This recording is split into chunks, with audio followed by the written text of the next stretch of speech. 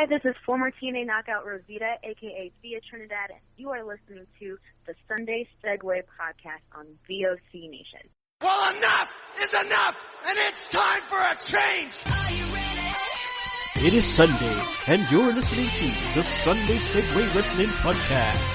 Give me a hell yeah! Let's get some love! Woo, yeah! With Kinny Killa. Hey, yo! We're in the big D tonight, baby! And we are live! Woo! I'm the gal them sugar should. The best there is, the best there was, and the best there ever will be! Cause that's the bottom line! The Stone Cold said so!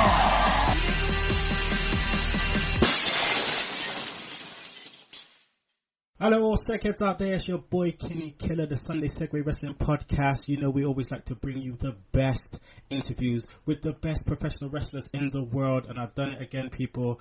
We have former TNA Knockouts Tag Champion, formerly known as Rosita. It is Thea Trinidad. How are you doing, Thea? I'm doing great. Thanks for that lovely introduction. Well, we always have to do it the right way when we have the best guests on.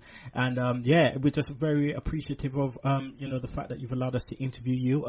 We know that, you're going to be performing for Global Force Wrestling, I believe tomorrow and on Saturday. So it's an ideal time for us to interview you and get your thoughts on Global Force Wrestling. But before we go into that, word has just got out that Dusty Rhodes has passed away. It's a very, very sad day. And I don't know if you knew that at all, but it's a big deal and it's a sad loss to the business. I just wanted to get your thoughts on Dusty and whether you met him along the way or not. Yes, actually. I just found out like half an hour ago, I'd say, and it really hit me hard because I met Dusty back in 2010 for my first tryout with WWE, and mind you, I was only like 18 maybe at the time, or 19, not even, no, like 19-ish, and it's my first tryout. I was super nervous, but we had to cut this promo in front of Dusty Rhodes, and I'm like, oh my God. Dusty Rhodes, and I don't even know what I'm going to say. I don't know what to do. And my mom and my stepfather and my brothers, they came out to support and have a little vacation in Florida. And as soon as Dusty saw me, he was like, "You're a baby. Does your mom know that you're here?" And it loosened me up so much. I just started laughing, and I was like, yeah, she's actually outside. But yeah, now everybody knows that. So thanks, Dusty. And he was just so cool and really sweet and encouraging along the way. And I saw him again in, I want to say it was 2013, I think. It was for Old School Raw, and I was there for another tryout with WWE. And Ric Flair had said, "Hey, Dusty, this is my friend Thea, Rosita in TNA. Have you ever met her?" And he said, "Actually, yeah, weren't you the one who brought your mom to the tryout? I remember you." And he was really cool. So I have nothing but great memories of Dusty, and rest in peace. It's going to hit the wrestling business hard with that one, and definitely rest in peace, Dusty Rhodes. I'm actually going to dedicate this interview to him. So that's for you, Dusty. So Thea, let's start with your career right at the beginning. Where did you grow up? I grew up in Queens Village, New York, which I was there for about 13 years, and I moved around a lot, but it was mostly in Queens, Brooklyn area, and then I moved to Long Island, Connecticut, and now I'm in LA. Okay, so you moved around a little bit. Yeah. And did you get much wrestling at all up in New York on TV? When I was in New York, I started training back in 2008, 2007, probably at the very end of 2007, going into 2008. And it was in Long Island. Amazing Red was my trainer.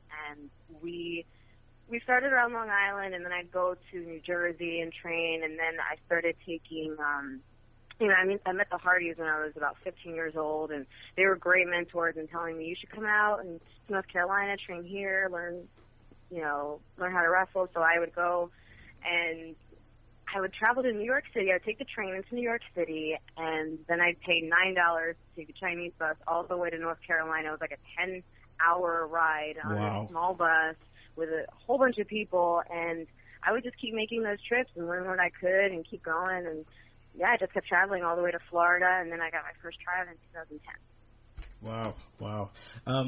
So what was your very earliest wrestling memory, if you can remember?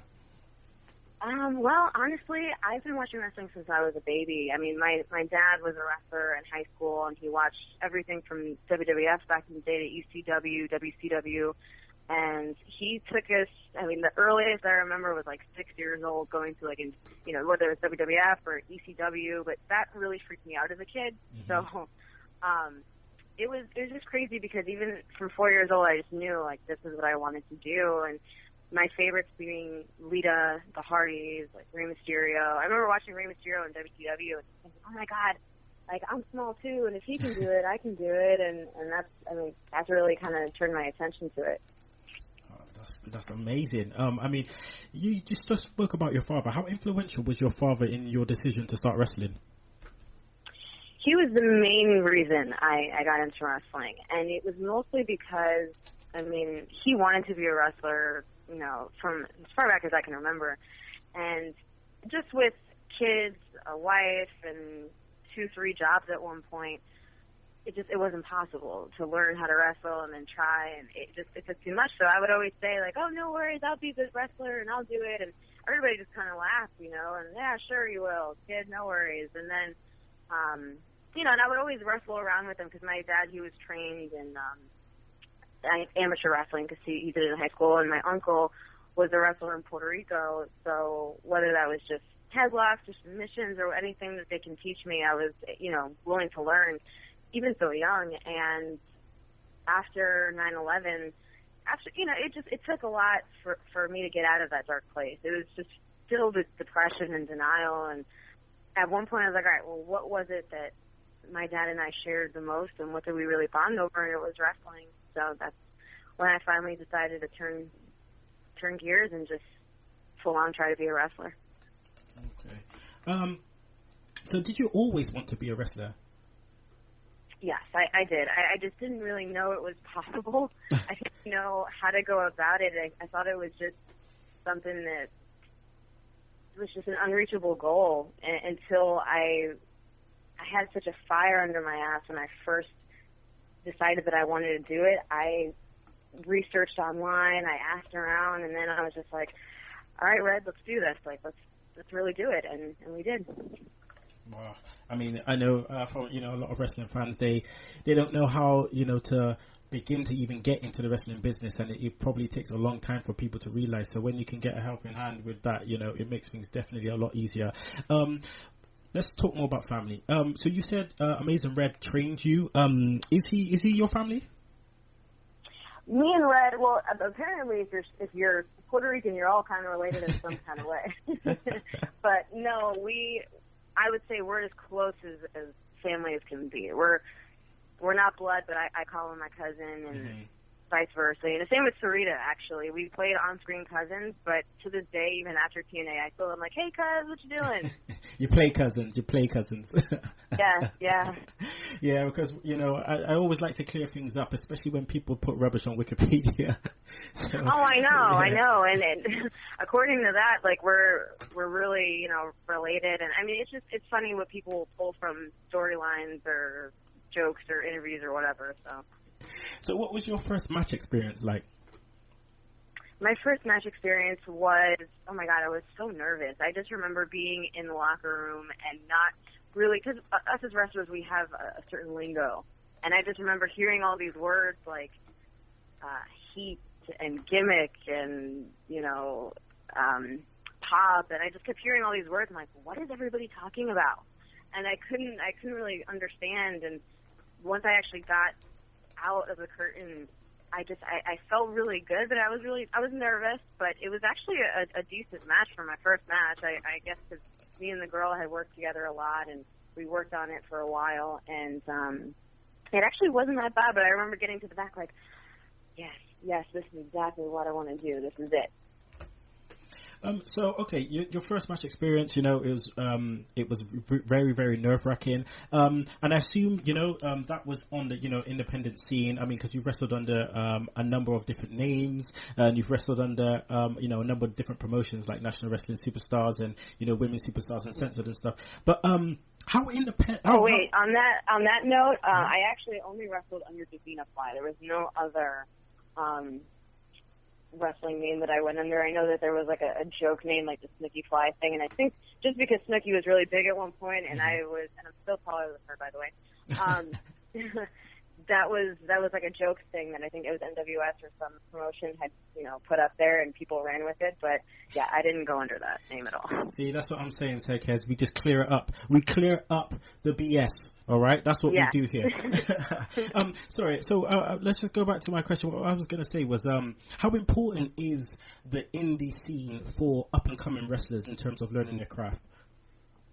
Well, I mean, it depends on who you ask, I guess. I mean, for me, it was nice because I got to work with a bunch of different people, whether that was male, female, and I got to learn from a lot of people. People who I never thought I really would, and it gave me the crowd experience. There's no experience like being in front of a crowd, and I think that that's really important when it comes to just starting out and learning. But if you ask other people, just jumping right into a developmental, for instance, could be more beneficial because then you can learn their way. So it really depends. There's no knock on any decision you make, but for me, I really enjoy going and doing my thing on the indie scene. All right, let's go on to your TNA journey. So how did that come about, you joining TNA? Oh, man. After my WWE tryout, I would say this was back in 2010, so maybe, I think it was like September-ish, maybe a little earlier than that. I met Tommy Dreamer at a wrestling. No, it wasn't in September, I'm sorry, it was in August. I met Dreamer, and it was, Brooklyn, at the Cyclones, I want to say it was like the Brooklyn Cyclone Stadium, that's where I did it. Coney Island, for sure. Mm-hmm. But I met him there, and at first I was like, oh, snap, that's Tommy Dreamer. I want to go say hi and talk to him and see if I can get any information from him and whatever. So I went up to him and was like, hi, my name is Thea. And he's like, hey, Dreamer, good to see you. And he walked away, and I was like, oh, man, I'm sure he's really busy and got a lot on his mind, but I wanted to talk to him. All that kind of sucks. And then I had my match. And then he came up to me later and was like, come here, kid, we got to talk. So he right away was just like, all right, I like this about your match. I didn't like this. He gave me some great pointers that, you should be doing this. You have a beautiful moonsault. You bump like crazy, and that's awesome. So I would love to help you. I think you have great potential. And it was kind of just like that. He's like, I think, you have a great spot in TNA.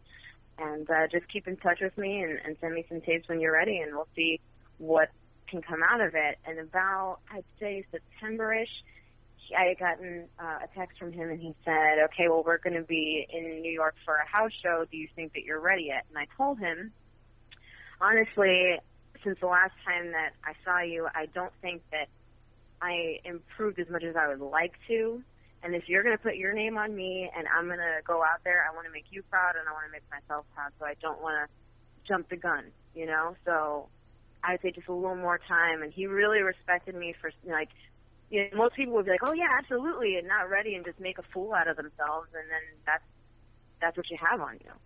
But I really wanted to make sure that if he was going to put his name on me and if I was going to go out there and do it, I was going to do it right. So I had a tryout, I want to say January 2011, and I had a match with Angelina Love. Nice. It was a great match. It was just weird because I just felt like they were putting me in positions just to see how I'd react. So that day I got there and they said, okay, you're going to have a match with Angelina, and that's pretty much it. Then they told me, okay, you got a promo with D'Lo Brown. He's going to interview you. Right. So I was like, oh, okay. So we're backstage, and he's interviewing me about being a knockout, and, why do you think you should be here, blah, blah, blah, about your match with Angelina. All of a sudden, she breaks the promo. She just barges right in and gets in front of D'Lo and gets in my face, and her and I had a great promo. It was actually really funny.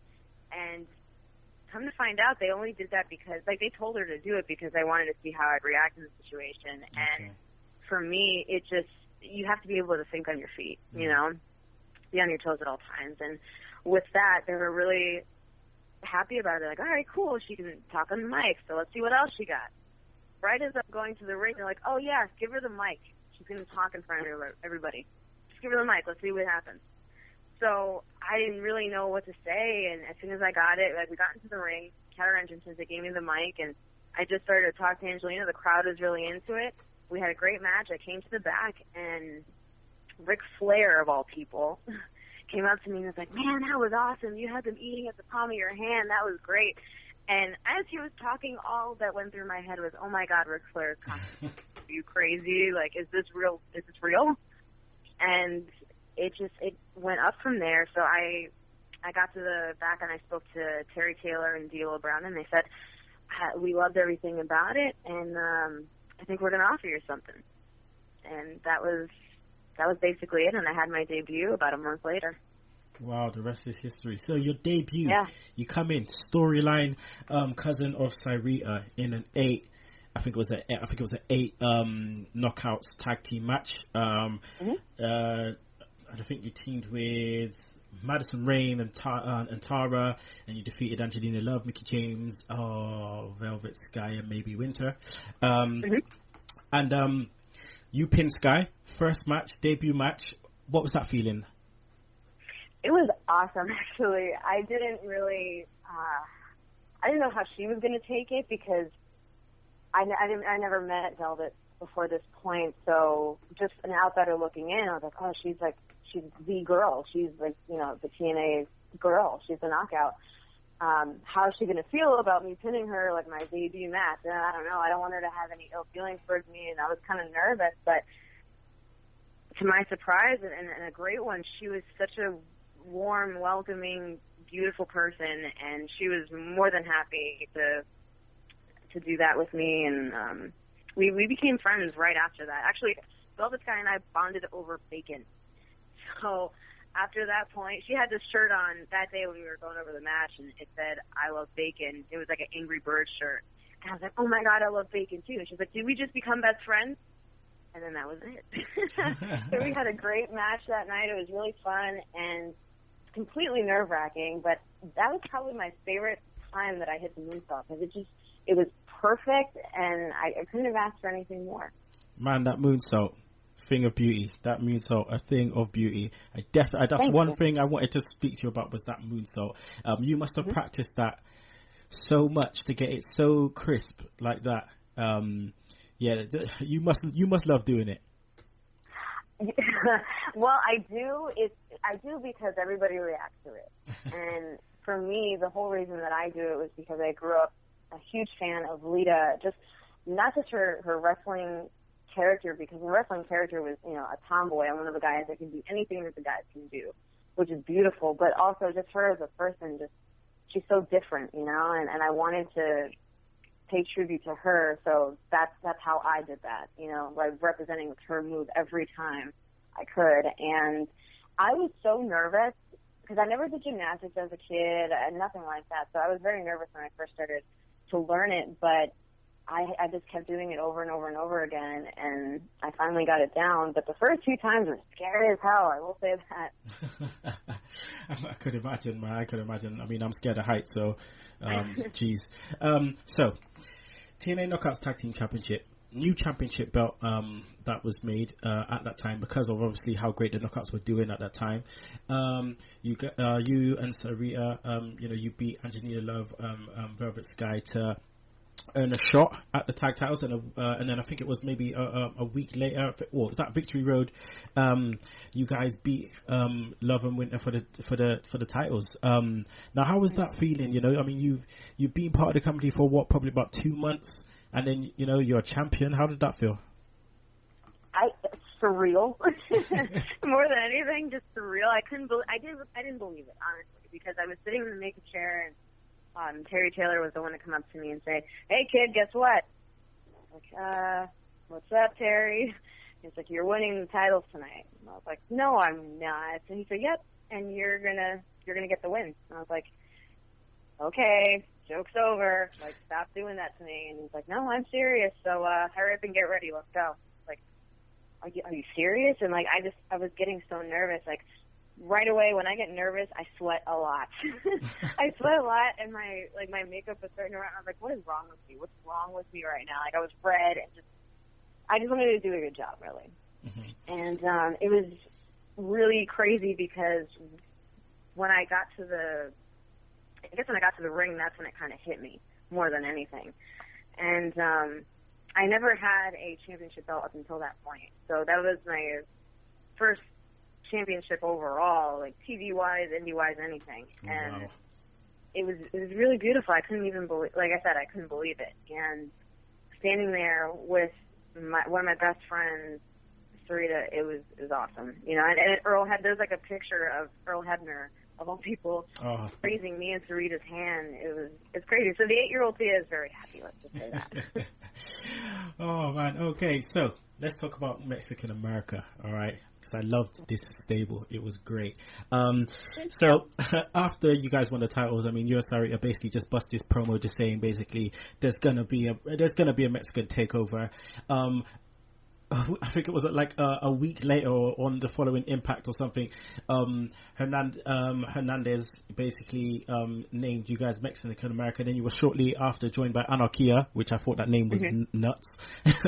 And you guys was just running roughshod. I loved it. Absolutely loved it. Now, how tall are you? Because every time I saw you standing there against Anarquia and Hernandez, I thought, this woman is small.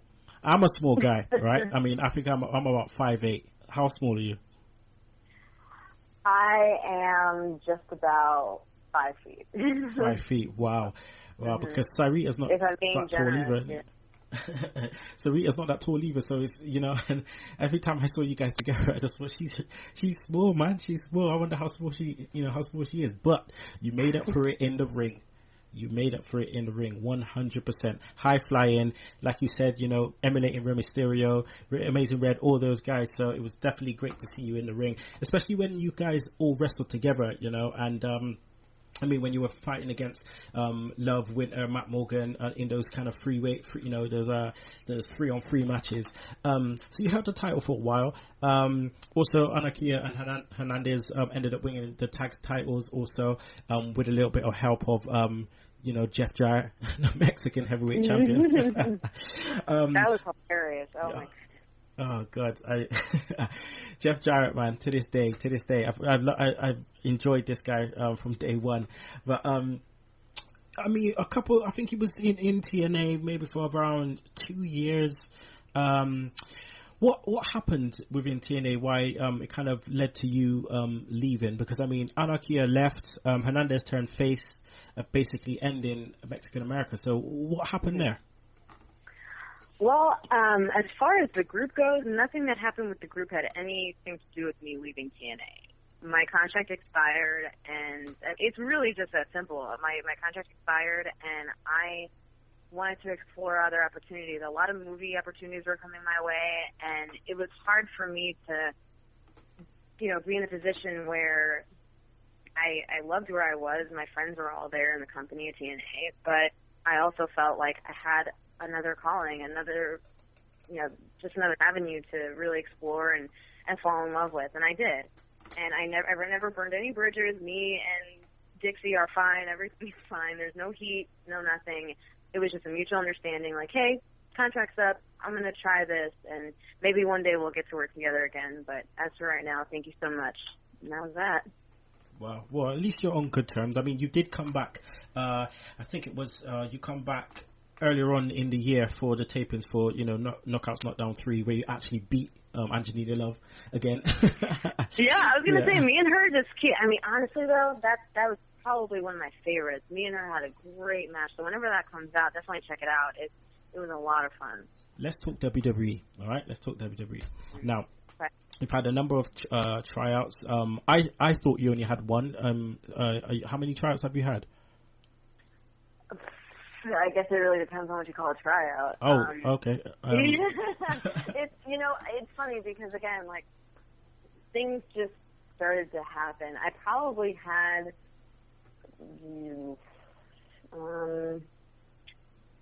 3, I want to say. Not really like 3, really. But, I mean, I was on the road with them from, like, June to November-ish as a rosebud, and I don't consider that tryouts, but some people do. It really just depends on what you call a tryout. But I'd say really 3 at the Performance Center. Well, 1 at the Performance Center, but 2 of them before when they were in Tampa.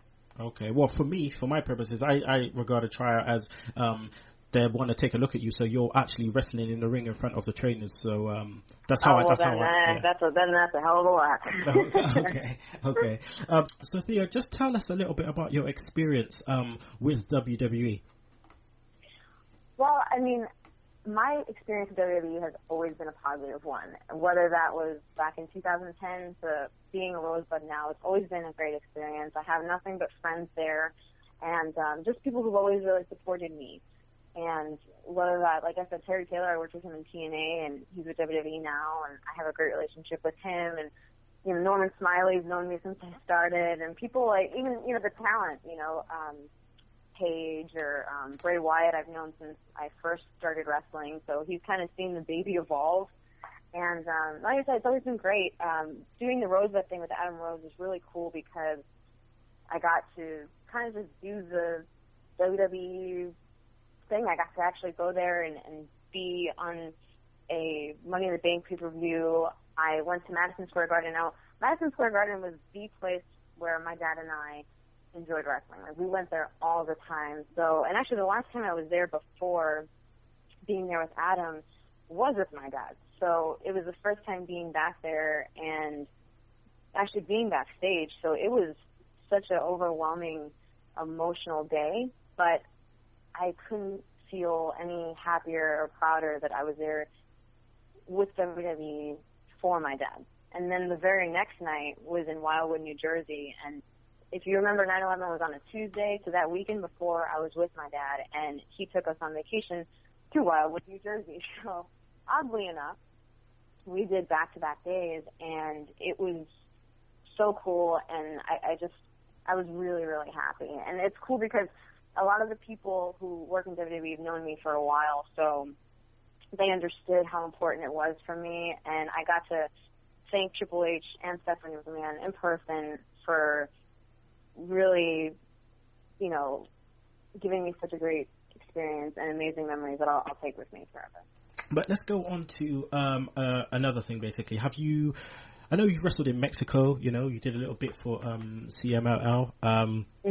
Have you wrestled in the UK?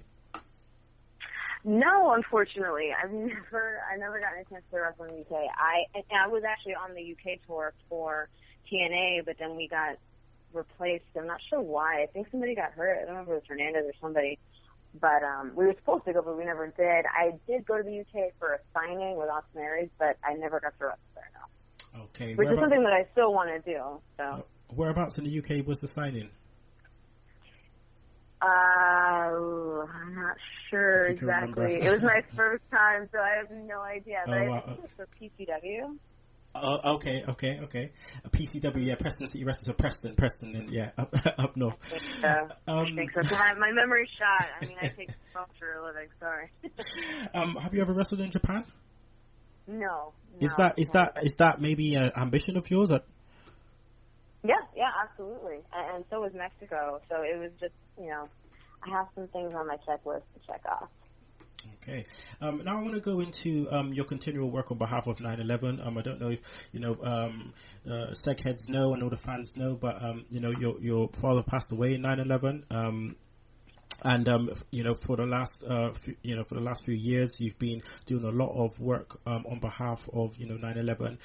So how is that? How is that going at the moment? The continual work that you're doing for them and for things like Hurricane Katrina.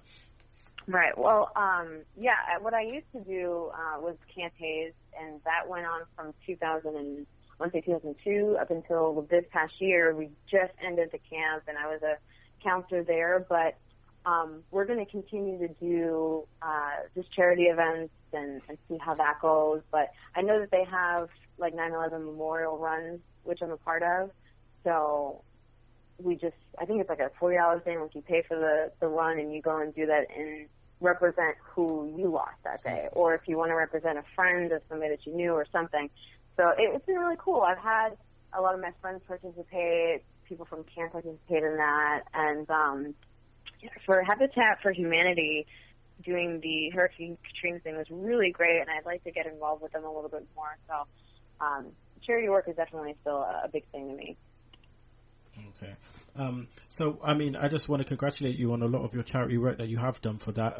You know, obviously 9/11 has a massive impact on Americans, not just in America, but all over the world. So, yeah. Thank you. You guys have been awesome. I mean, definitely supporting from the UK. I've always gotten a lot of love and support from you guys, so thank you. Let's go on to your new venture, Global Force Wrestling. Global Force Wrestling. Now, you're going to be wrestling, I believe, in Knoxville on Saturday. And where are you wrestling on Friday? Actually, I'm not sure. I'm not sure. I think it's. I'm not quite sure. I just go where I'm told, but I do know that it's Let's just say it's Nashville. Tennessee. Let's just say it's in Tennessee. It's in Tennessee. Yeah. That's all people need to know. It's in Tennessee. Yeah. So Global Force Wrestling, you know, it's a new concept. Jeff Jarrett has brought this up. Obviously, Jeff Jarrett was one of the founders of TNA, and now he's bringing this new, this new promotion to fruition. You're going to be fighting Lady Tapper. Now, I want to know your thoughts on Global Force Wrestling. How big can it be, and how did they approach you? Well, I got a call from Jeff Jarrett about a month ago or so, asking me if I'd like to be a part of it. And as far as I know, really, I'm just going to be wrestling Lady Tapper for these, I think it's this month's shows and maybe next month, but it's just been that, you know, hey, can we do these shows? I believe in you. I think you got great talent, and I'd love to have you for my shows. And I said, hey, absolutely. So that's kind of how that happened. And that's just, you know, especially because working with him in TNA and Karen Jarrett, working with them, I've had a good relationship with them, so I definitely agreed to do it. And I never wrestled Lady Tapper before, so. Oh, wow. Okay, so there's a first. So how big can they be? I mean, he must have maybe had a few words with you about their vision and where they're hoping to go? Well, I mean, I definitely know that Jeff Jarrett had started with, you know, TNA, and he helped build that and knew what he was doing, and I think he can do the same for GFW, so I wish them all the best of luck in that. All right, so let's talk about other business ventures. Now, you talked about, acting and stuff. Is there anything else that you're looking to, grab and get yourself into? Yeah, actually, I'm living in LA now, so there's a lot of auditions I have lined up. There's a lot of projects that I'm going to be working on that I'm super excited about. And I also just signed with the company called The Collective for my YouTube channel. And it's going to be, I'm going to do it's like a YouTube show. So I'm doing 2 videos a week, and I'm going to be throwing some extra videos in there, but mostly just blogs and gaming. Like, I am a huge video gamer, so that's going to be, that's going to be definitely some of the focuses on the channel. And I actually have been really breaking into the world of gaming and meeting a lot of people, talking to a lot of different fans, so they like what I'm doing. So, I mean, the channel is youtube.com/TheTMT90. Okay, you heard it there, Segheads. Make sure you check that out. Finally, Thea, what does the future hold for Thea Trinidad? Well, I'd have to say the best thing about my life is that it's been so unpredictable. It could be a good thing at times, it could be a bad thing at times, but I enjoy that part of it. So with acting, YouTube, wrestling, I'm putting my all in everything I do, and I'm just going to see where life's going to take me right now. And I mean, I have a lot of surprises that I don't want to give away just yet, but all I'll say is please stay tuned, especially to my Twitter, because I announce everything there first. I'm a huge Twitter person, so it's at Thea Trinidad TMT. Okay, there you go, people. All right. Can you let all your UK fans know where they can find you on all social media, Twitter, Facebook? Yes, and first of all, I'd like to just thank you guys, so much. I love all my UK fans. You guys have always supported me, and all of my social media sites are the same. So it's Facebook, Twitter, Instagram is at Thea Trinidad TMT, and the YouTube channel is the TMT90. Okay, well, Thea, I'd like to thank you for giving us the opportunity to interview you. I wish you all the best in your future and all your ventures. And yeah, thank you very much. Thank you so much for having me. I appreciate it. Puro ciento latino, stand up. Stand up. Stand up.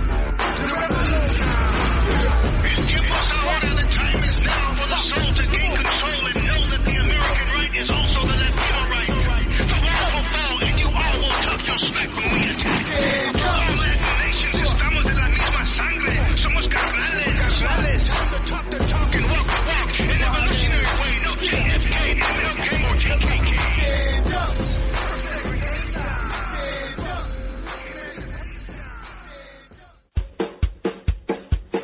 Hola, hola, hola. I am Shelly Funtime Martinez. And I am Dazzling Danielle. And together we are the Martinez Girls. Tune in on VOC Nation. And until then, Danielle, I and you are Audi 5000. Adios. Toodles. Are you getting lost in the cloud? Is technology moving too fast for you? Find your way at netcarrier.com. Ride the end cloud and soar above your competition.